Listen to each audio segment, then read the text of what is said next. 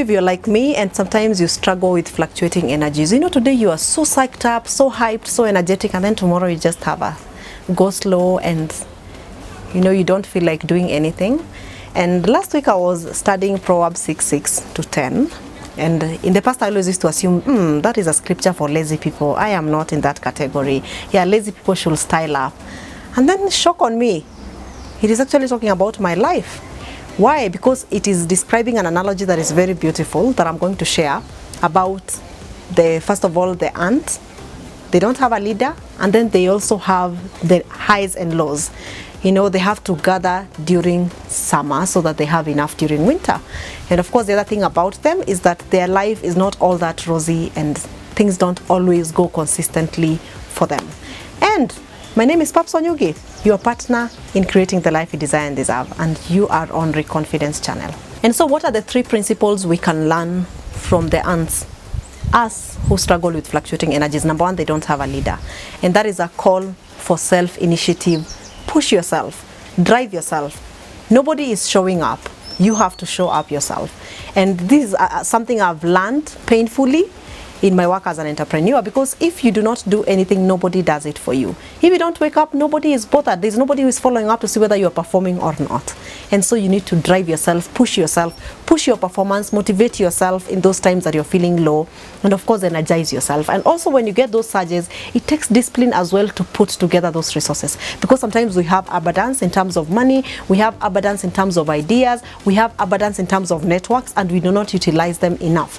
And it is up to me to push myself. The other thing I notice about the ants is that they have downtimes. Just like me, they have downtimes, they have winter that is coming. And so what they do is to compensate themselves by doing more when they have summer and when things are more abundant. And I met a very vibrant group of millennials that were just having a conversation, and she was also telling me, I'm also a creative, and sometimes I have a lot, sometimes I don't have enough. And she was actually promising to help me know how to gather enough. Like when I have those surges of creativity, how can I make sure that I gather enough to last me through the season that I don't have anything? Because that is a principle that the ants use to make sure that they are supplied even during their low seasons. And so I don't know whether you are also a creative, or sometimes you have a lot, even in terms of money, you have a lot in terms of ideas, in terms of networks. How can you stretch them out so that they're able to last you through the lows when you don't have anything? Because they have to store. They don't just cry that, I'm disadvantaged and things are not going well for me. They have actually insured themselves in those times that everything is not working for them. And so what can we do to also make sure that we are staying consistently supplied even during the seasons where we don't have abundance? And the other thing about the ants, they also learn to embrace limitations. It's important that we don't beat ourselves over those downtimes. Why? Because we are working around people who are efficient.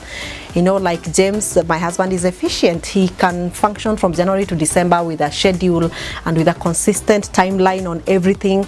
And sometimes I feel inadequate. And it's important for you to embrace that season and to embrace the down seasons. Because like them, the ants, they don't do anything during winter. They just sit down and eat and just hope that summer will come by. And it's important for us to learn to love ourselves during the seasons where we are low, and to embrace God's purpose in that space, and to be able to also ask ourselves, what do I learn from the lows in my life? What do I learn from the seasons where I'm not feeling vibrant and productive? What do I pick from it so that we can keep on improving ourselves?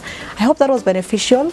So glad you came to my channel. My name is Paps Onyugi, your partner in creating the life you desire and deserve. Please subscribe, share with your friends, and also share feedback on all the lessons and the conversations we are sharing online.